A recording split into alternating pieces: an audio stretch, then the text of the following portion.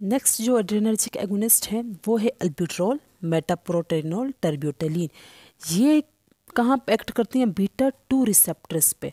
ये क्या है? बीटा 2 एगोनिस्ट, ये तीनों ड्रग्स। और ये क्या है? Short acting beta 2 agonist. और ये किस लिए यूज है? इनका एक्शन क्या है? ब्रोंको डायलेटर है, ये ब्रोंको डायलेशन काज करते हैं। सो हम इसको ब्रोंको डायलेशन के लिए यूज़ कर सकते हैं। एक्यूट अस्थमा को ट्रीट करने के लिए हम लोग ये वाले ड्रग्स अल्बुट्रॉल, मेटाप्रोटेनोल, टर्ब्यूटेलिन को यूज़ कर सकते हैं। इनका जो ड्यूरेशन ऑफ एक्शन है वो है 3 हॉर्स, और इसको एक्यूट अस्थमा को ट्रीट करने के लिए यूज़ कर सकते हैं।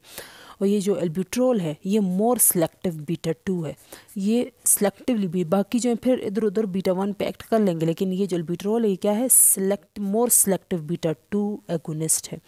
इसके बाद साल्मेट्रोल, अफार्मेट्रोल, फार्मेट्रोल, इंडासेट्रोल, ये क्या है? Beta 2 agonist. बट इनमें और इनमें ये डिफरेंस है कि ये क्या है? Long acting beta 2 agonist. इसका अगर ड्यूरेशन ऑफ एक्शन 3 आवर्स है तो इसका ड्यूरेशन ऑफ एक्शन क्या है? 12 आवर।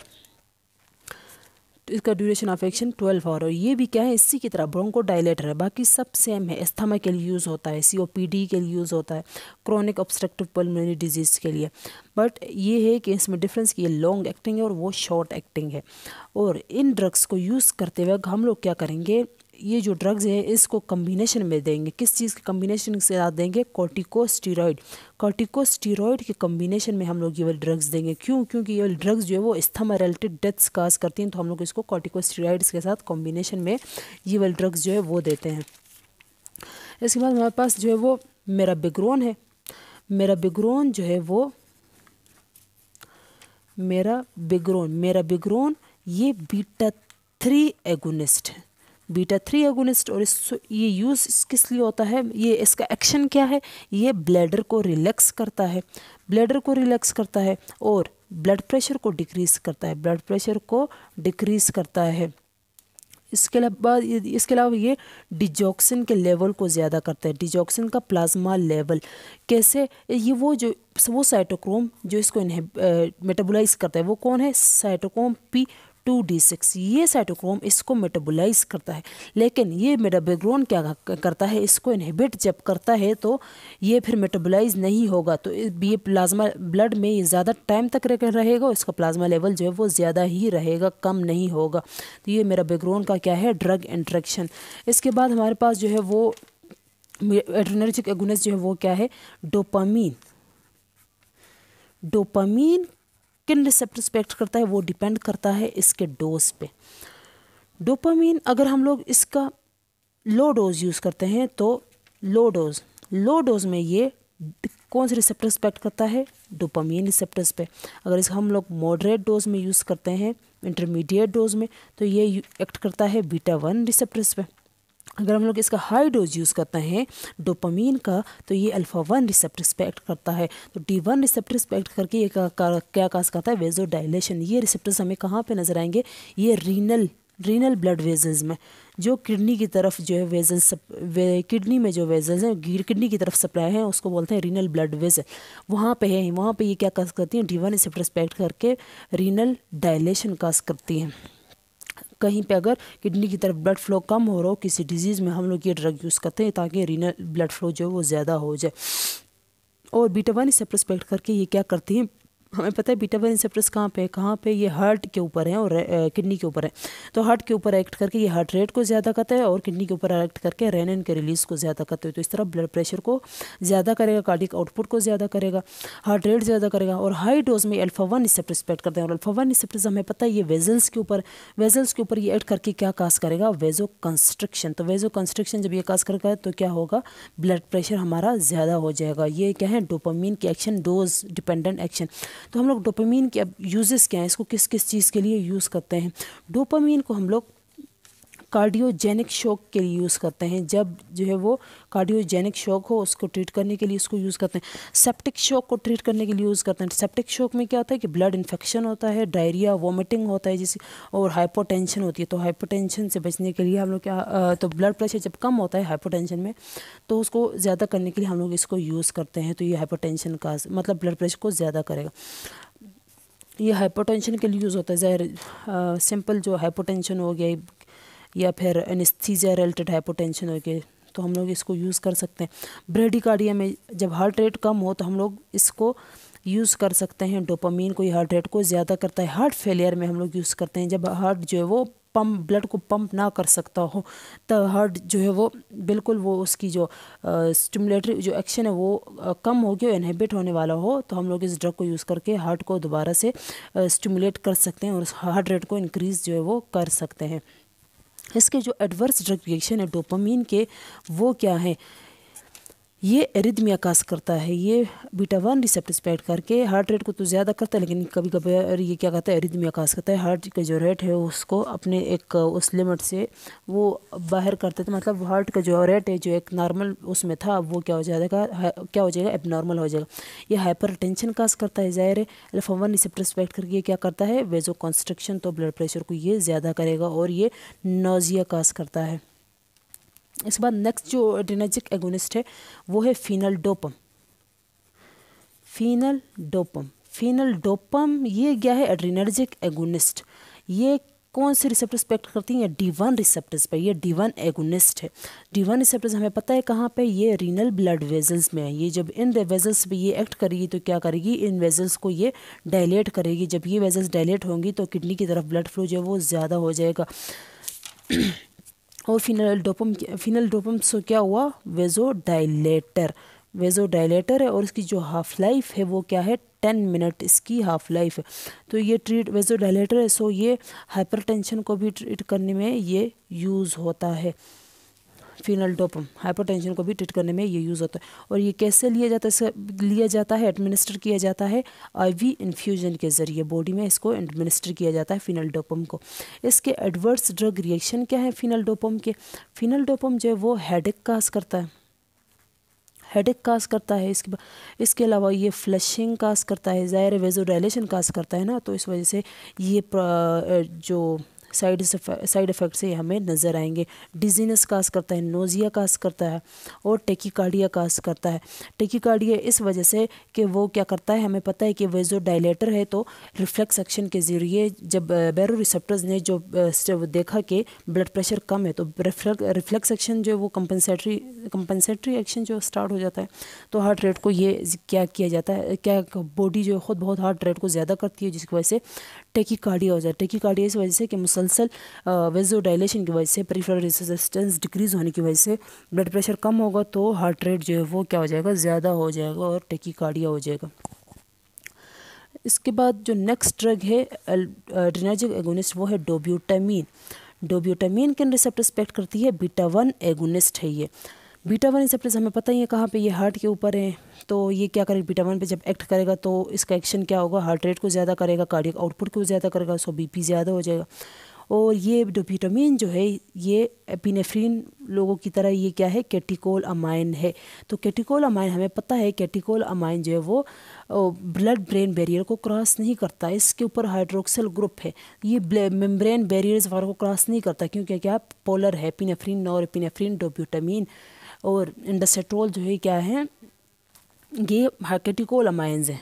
तो ये क्या होते हैं, ये ब्लड ब्रेन बैरियर को क्रॉस नहीं करते, सब तभी हम लोग इसको ओरली नहीं लेते। ओरली इस वजह से नहीं लेते क्योंकि जीआईटी में हमारे पास क्या है, मोनोअमाइन ऑक्सीडेज, वो उसको ये मोनोअमाइन ऑक्सीडेज इनको डिग्रेड कर देती हैं। सो हम लोग इसको आईवी नहीं लेते, वो ओरली नहीं लेते कैटिकोल अमाइंस को। बाकी जो ड्रग्स हैं एपिनेफ्रिन और एपिनेफ्रिन, डोब्यूटामीन, इंडास्ट्रोल के अलावा जो बाकी नॉन कैटिकोल अमाइंस हैं उसको हम लोग ओरली जो है वो ले सकते हैं, क्योंकि उसको मोनोअमाइन ऑक्सीडेज जो है वो ब्रेक नहीं कर सकता, क्योंकि वो क्या है, नॉन कैटिकोल अमाइन, उसके साथ हाइड्रोक्सिल ग्रुप जो है वो नहीं होता। अच्छा, डोब्यूटामीन यूज़ क्यों होता है? इसकी जो यूज़ है, इसको हम लोग यूज़ करते हैं हार्ट फेलियर में। हार्ट फेलियर में जब हार्ट जो है वो ब्लड को पंप नहीं कर पाता, हार्ट की जो हार्ट रेट है वो स्टॉप हो जाती है, हार्ट बीट स्टॉप हो जाती है, तो तब हम लोग क्या देते हैं, डोब्यूटामीन ये बीटा 1 रिसेप्टर्स पे एक्ट करके हार्ट रेट को क्या करती है, स्टिमुलेट करती है, ज़्यादा करती है। इसके जो एडवर्स ड्रग रिएक्शन है सेम लाइक एपिनेफ्रिन की तरह ही है। डोब्यूटामीन और इंडास्ट्रोल के जो एडवर्स ड्रग रिएक्शन है वो एपिनेफ्रिन की तरह ही है। Fear, anxiety, tension, tachycardia, hyperglycaemia, tachycardia और ये जो ड्रग रिएक्शन जो एपिनेफ्रिन के हैं वो इसी के भी हैं। इसके बाद जो नेक्स्ट ड्रग है वो है ऑक्सीमेटाजोलिन। ये ऑक्सीमेटाजोलिन भी क्या है, ऑक्सीमेटाजोलिन क्या है, अल्फा 1 अल्फ़ा 2 एगोनिस्ट, अल्फ़ा 1 और अल्फ़ा 2 दोनों रिसिप्रोकेट करती हैं, बीटा 1 और बीटा 2 पे एक्ट नहीं करते। ऑक्सीमेटाजोलिन अल्फ़ा 1 और अल्फ़ा 2 पे एक्ट करती है। अल्फ़ा 1 पे एक्ट करके ये क्या करती है, अल्फ़ा 1 कहाँ पे है, वेजल्स में, वेजो कंस्ट्रिक्शन काज करेगी, तो क्या होगा, ब्लड प्रेशर ज़्यादा हो जाएगा, तो बीपी जो है वो ज़्यादा होगा। और अल्फ़ा 2 पे एक्ट करके क्या होगा, अल्फ़ा 2 पे एक्ट करके, अल्फ़ा 2 रिसेप्टर्स हमें पता है कहाँ पे, अल्फ़ा 2 रिसेप्टर्स हमारे पास प्री साइनेप्टिक न्यूरॉन के ऊपर हैं, उन न्यूरॉन के ऊपर हैं जो नॉरएपिनेफ्रिन रिलीज़ करता है। तो नॉरएपिनेफ्रिन अपने ही इसको रिसेप्टर्स को स्टिमुलेट करके अपनी उसको सिक्रीशन को इनहिबिट करता है। तो ये जो ऑक्सीमेटाजोलिन है जब अल्फ़ा 2 पे एक्ट करेगा, अल्फ़ा 2 जब स्टिमुलेट होगा तो क्या होगा, नॉरएपिनेफ्रिन का रिलीज़ जो है वो स्टॉप हो जाएगा, तो ब्लड प्रेशर इस तरह से कम हो जाएगा। लेकिन ये खुद अल्फ़ा 1 पे एक्ट करता है, वेजो कंस्ट्रिक्शन काज करता है, तो ये बीपी के लिए यूज़ नहीं होता। तो इसको हम लोग यूज़ करते हैं एज अ डीकंजेस्टेंट।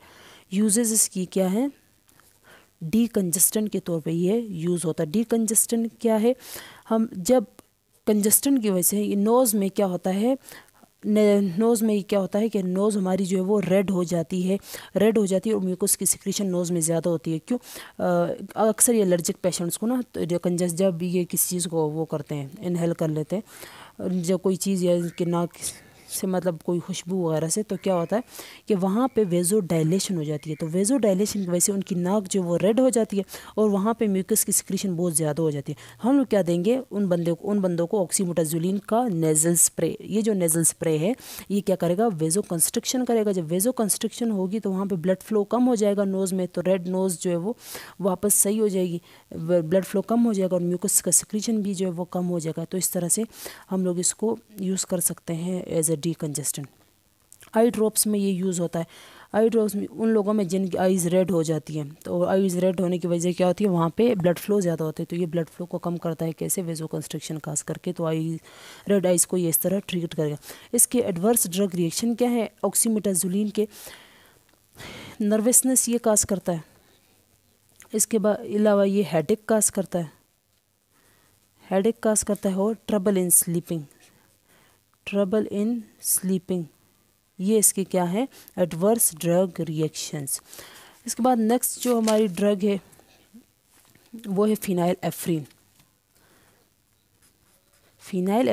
ये क्या है, ये अल्फ़ा 1 एगोनिस्ट है फिनाइल एफ्रीन। अल्फ़ा 1 रिसेप्टर्स हमें पता है कहाँ पे, वेजल्स के ऊपर, तो वेजल्स के ऊपर ये एक्ट करके वेजो कंस्ट्रिक्शन काज करेगा, देन बीपी जो है वो ज़्यादा हो जाएगा।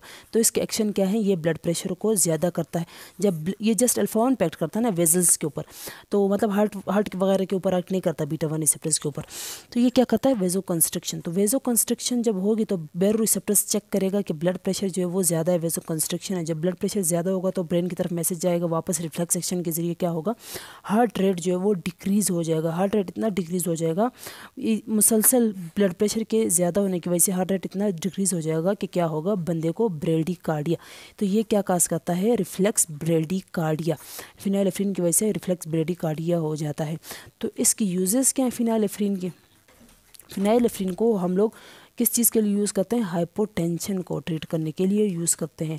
उन पेशेंट्स में जिनमें हार्ट रेट ज़्यादा होता है लेकिन हाइपोटेंशन होती है, उन पेशेंट्स को ट्रीट करने के लिए हम लोग क्या देते हैं, फिनाइलेफ्रिन। इसके अलावा ये फिनाइलेफ्रिन मिड्रियासिस काज करने के लिए यूज़ होता है। आई में ये अल्फ़ा 1 रिसेप्टर एक्ट करता है प्यूपिलरी डायलेटर के मसल्स के ऊपर, तो क्या काज करता है, मिड्रियासिस, जिसको हम लोग आई एग्जामिनेशन वगैरह के लिए जो है काज करते हैं। डीकंजेस्टेंट के तौर पे ये यूज़ होता है। डीकंजेस्टेंट ये नेज़ल स्प्रे वगैरह में इसको एज ए डीकंजेस्टेंट यूज़ किया जाता है। तो ये क्या काज करेगा, वेजो कंस्ट्रिक्शन अल्फ़ा 1 के ऊपर एक्ट करके, तो नोज़ की तरफ ब्लड फ्लो कम हो जाएगा, म्यूकस की सिक्रीशन कम हो जाएगी, और रेड जो नोज़ है, जो नोज़ रेड हुई होगी जिसमें हमें इचिंग हो रही होगी, वो क्या हो जाएगी, वो ट्रीट हो जाएगी। तो ये क्या था फिनाइलेफ्रिन के बारे में। इसके बाद जो हमारे पास जो ड्रग है वो है मिडोड्रीन जो है ये क्या है, ये अल्फ़ा 1 एगोनिस्ट है। अल्फ़ा 1 रिसेप्टर्स पे एक्ट करती है, सेम लाइक फिनाइलेफ्रिन की तरह ये भी क्या करती है, अल्फ़ा 1 रिसेप्टर्स पे एक्ट करती है। लेकिन ये जो मिडोड्रीन है ये क्या है, प्रो ड्रग। इसका जो ये मेटाबोलाइज होके लिवर में ये एक्टिव हो जाती है, किस चीज़ में, डिसग्लाइमिडोड्रीन डिस्ग्लाइमिडोड्रीन में ये क्या हो जाती है, एक्टिव हो जाती है। ये अब इसका क्या है, एक्टिव फॉर्म, मिडोड्रीन का एक्टिव फॉर्म। और ये अल्फा 1 रिसेप्टर रिस्पेक्ट करती है। तो अल्फा 1 रिसेप्टर्स हमें पता है क्या कहाँ पे होते हैं, वेजल्स के ऊपर। तो ये क्या करेगी, वेजो कंस्ट्रिक्शन काज करेगी, वेजो कंस्ट्रिक्शन काज करेगी। तो क्या होगा, ब्लड प्रेशर जो है वो ज़्यादा हो जाएगा। तो हम लोग इसको फिर किस चीज़ को ट्रीट करने के लिए यूज़ करेंगे, जाहिर सी बात है जब ब्लड प्रेशर को ज़्यादा करता है तो हम लोग इसको यूज़ करेंगे हाइपोटेंशन को ट्रीट करने के लिए। और कौन से हाइपोटेंशन को, आर्थोस्टैटिक हाइपोटेंशन को। आर्थोस्टैटिक हाइपोटेंशन कौन सा होता है, बंदा जो है खड़े खड़े उसका बीपी जो है वो डाउन हो जाता है, क्योंकि खड़े होने से क्या होती है, उसकी लेग्स में ब्लड पूल हो जाता है। क्योंकि हमें पता है वेंस से वापस जब ब्लड आता है तो कैसे आता है, टांगों से ऊपर हार्ट की तरफ ब्लड कौन लेके आता है, यहाँ पे वेंस में भी हमारे पास क्या वॉल्व्स लगे होते हैं। जो वॉल्व्स जो है बैक फ्लो को, जब ब्लड ऊपर जाता है ना तो ये जब ब्लड वापस नीचे आता है तो यहाँ वॉल्व्स लगे हैं किसमें, वेंस में। ये वेंस जो है इस ब्लड को वापस नीचे नहीं आने देती, तो ब्लड जो है वो ऊपर हार्ट की तरफ मूव करता है, ये जो डीऑक्सीजनेटेड ब्लड है वेंस के थ्रू। लेकिन अब क्या हो गया, बंदे में वॉल्व्स जो है वो काम नहीं कर रहे, तो ब्लड जो है ऊपर की तरफ मूव नहीं कर रहा, तो ब्लड जो है वो टांगों में ही मतलब खड़ा है। तो इसको बोलते हैं ब्लड पूलिंग। तो ब्लड पूलिंग की वजह से क्या होगा, बंदे का ब्लड प्रेशर जो है वो डिक्रीज़ हो जाएगा, क्योंकि ब्लड जो है वो हार्ट की तरफ नहीं जा रहा। जब हार्ट की तरफ ब्लड नहीं जा रहा तो हार्ट जो है वो हार्ट की कंट्रैक्शन रेट कम हो जाएगी, हार्ट का कार्डियक आउटपुट कम हो जाएगा। कार्डियक आउटपुट कम होगा तो ब्लड प्रेशर जो है वो खुद बहुत कम हो जाएगा। कार्डियक आउटपुट कम होने की वजह से ब्लड जो है इतना पंप नहीं हो रहा ना आर्टरीज में, तो कम ब्लड जा रहा है, तो ब्लड प्रेशर जो है वो कम हो जाएगा। तो इसको ऑर्थोस्टैटिक हाइपोटेंशन को ट्रीट करने के लिए हम लोग इसको यूज़ करते हैं। नेक्स्ट जो एगोनिस्ट है, एड्रेनर्जिक एगोनिस्ट, वो है क्लोनिडीन। क्लोनिडीन को हम लोग, ये किन रिसेप्टर रिस्पेक्ट करती है, अल्फा 2 एगोनिस्ट है ये। इसको हम लोग किस चीज़ के लिए यूज़ करते हैं, हाइपरटेंशन को ट्रीट करने के लिए यूज़ करते हैं। कैसे, ये जो अल्फा 2 रिसेप्टर, सबसे पहले इसका रोल क्या है ना, हम लोग ये देखते हैं। ये है न्यूरॉन, ये क्या रिलीज़ करता है, नॉरएपिनेफ्रिन। नॉरएपिनेफ्रिन का किन रिसेप्टर रिस्पेक्ट करता है, हमें पता है अल्फा 1 पे, बीटा 1 पे, अल्फा 2 पे। ये जो अल्फा 1 पे एक्ट करके ये हमें पता है जो वेजल्स में वेजो कंस्ट्रक्शन काज करेगा। बीटा 1 पे एक्ट करके जो हमें पता है हार्ट के ऊपर है तो हार्ट रेट को ज़्यादा करेगा। अल्फा 1 पे एक्ट करके ये ब्लड प्रेशर को ज़्यादा करेगा, जो वेजो कंस्ट्रक्शन करेगा। और ये अल्फा 2 कहाँ पे, ये अल्फा 2 ये यहाँ पे जो न्यूरॉन रिलीज़ कर रहा है नॉरएपिनेफ्रिन को, उसी की मेम्ब्रेन पे अल्फा 2 रिसेप्टर्स लगे हुए हैं। तो ये नॉरएपिनेफ्रिन इसके ऊपर भी जाके एक्ट करता है। जब इसके ऊपर जाके एक्ट करता है तो ये अल्फा 2 हमें पता है ये क्या है, GI रिसेप्टर्स है, ये जी इनहिबिटरी रिसेप्टर्स है। तो ये अंदर सेल में क्या हो जाएगा, CMP का लेवल जो है वो कम हो जाएगा। CMP जब कम होगा, CMP का लेवल जब कम हो जाएगा तो क्या होगा, नॉरएपिनेफ्रिन का रिलीज जो है वो इनहिबिट हो जाएगा। तो नॉरएपिनेफ्रिन फीडबैक इनहिबिशन की तरह अपने ही रिलीज को क्या कर रहा है, इनहिबिट कर रहा है अल्फा 2 पे एक्ट करके। तो इसी तरह ये क्लोनिडीन भी जो ड्रग है ये अल्फा 2 पे एक्ट करता है, मतलब इस रिसेप्टर्स को जब अल्फा 2 को स्टिमुलेट करेगा तो ये क्या है, GI रिसेप्टर्स, CMP कम हो जाएगा, नॉरएपिनेफ्रिन रिलीज नहीं होगा। नॉरएपिनेफ्रिन हमें पता है ब्लड प्रेशर को ज़्यादा करता है वेजो कंस्ट्रक्शन करके, तब ये नॉरएपिनेफ्रिन रिलीज नहीं होगा तो ब्लड प्रेशर भी कम हो जाएगा और हार्ट रेट कम होगा, तब भी ब्लड प्रेशर जो है वो कम हो जाएगा, कार्डियक आउटपुट जो है वो कम हो जाएगा। तो इस तरह ये हाइपरटेंशन को ट्रीट करने के लिए ये क्लोनिडीन जो है वो यूज़ होता है। इसके बाद जो नेक्स्ट ड्रग है वो है ग्वानफसीन।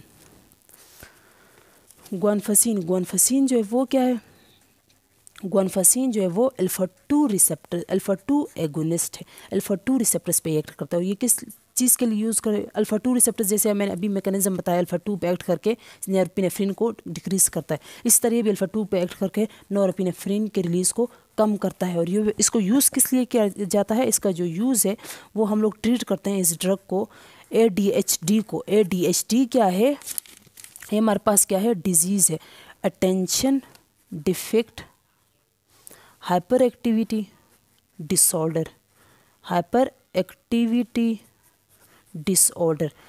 इस डिसऑर्डर के सिम्टम्स क्या है, इस डिसऑर्डर के सिम्टम ये है कि बंदा जो है वो कंसंट्रेशन नहीं कर पाता, difficulty in maintaining concentration, attention, बंदा मतलब अटेंशन नहीं ले सकता, अटेंशन में डिफ़िकल्टी होती है उसको, पुअर प्लानिंग होती है, रेस्टलेसनेस होती है, डिसऑर्गेनाइजेशन होती है। क्यों होती है, क्योंकि क्या है, नॉरएपिनेफ्रिन का रिलीज़ ज़्यादा है, तो बंदा जो है वो बिल्कुल जो है वो क्या हो गया है, वो अपने आप को ऑर्गेनाइज नहीं कर सकता, किसी चीज़ पे कंसंट्रेट नहीं कर सकता। तो ये क्या करेगा, एक गुआनफासिन अल्फा 2 रिसेप्टर्स पे एक्ट करके नॉरएपिनेफ्रिन का रिलीज को कम करेगा। नॉरएपिनेफ्रिन का रिलीज जब कम हो जाएगा तो ये वाली डिजीज़ जो है वो ट्रीट हो जाएगी, ADHD। नेक्स्ट जो अल्फा एड्रेनर्जिक एगोनिस्ट है वो है हमारे पास मिथाइल डोपा। मिथाइल डोपा के रिसेप्टर्स पे एक्ट करता है, अल्फा 2 रिसेप्टर्स पे एक्ट करता है, और इसी तरह ये भी क्या करता है, हाइपरटेंशन को किसकी तरह, क्लोंडिन की तरह हाइपरटेंशन को ये क्या करता है, ट्रीट करता है। ब्लड प्रेशर को ये क्या करता है, डिक्रीज करता है। मिथाइल डोपा का एक मैकेनिज्म है जिस मैकेनिज्म के थ्रू ये काम करता है। ये क्या करता है, न्यूरॉन के अंदर जाता है मिथाइल डोपा। हमें पता है कि डोपा से डोपामीन बनता है ना, डोपामीन कौन बनाता है, डोपा डीकार्बोक्सिलेज, डीकार्बोक्सिलेज ये एंजाइम डोपा से डोपामीन बनाता है।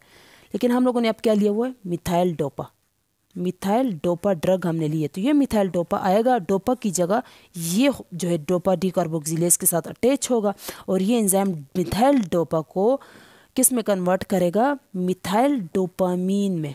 मिथाइल डोपामीन बन जाएगा, और ये मिथाइल डोपामीन अब आ जाएगा किसके अंदर, वेजल्स के अंदर, थ्रू व्हाट, यहाँ पे जो ट्रांसपोर्टर लगे हुए हैं उसके थ्रू अंदर आएगा। तो अंदर मिथाइल डोपामीन से क्या बनेगा, मिथाइल नॉरएपिनेफ्रिन।